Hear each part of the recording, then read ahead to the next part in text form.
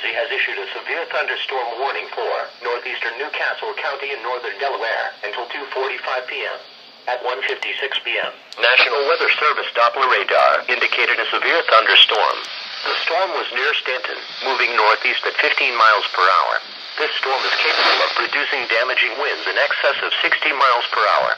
The severe thunderstorm will be near Newport and Wilmington Metro around 2:05 p.m., Ellesmere around 2:10 p.m., Wilmington around 2:20 p.m., Calleyville around 2:25 p.m., Arden around 2:35 p.m. Severe thunderstorms produce winds of more than 57 miles per hour, or hail 1 inch or larger.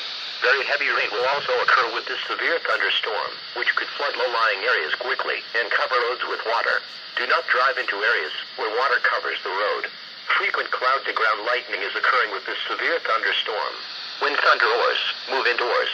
Remember, if you can hear thunder, you are close enough to be struck by lightning. Repeating, a severe thunderstorm warning has been issued until 2:45 p.m. for the following county: Newcastle County, Delaware,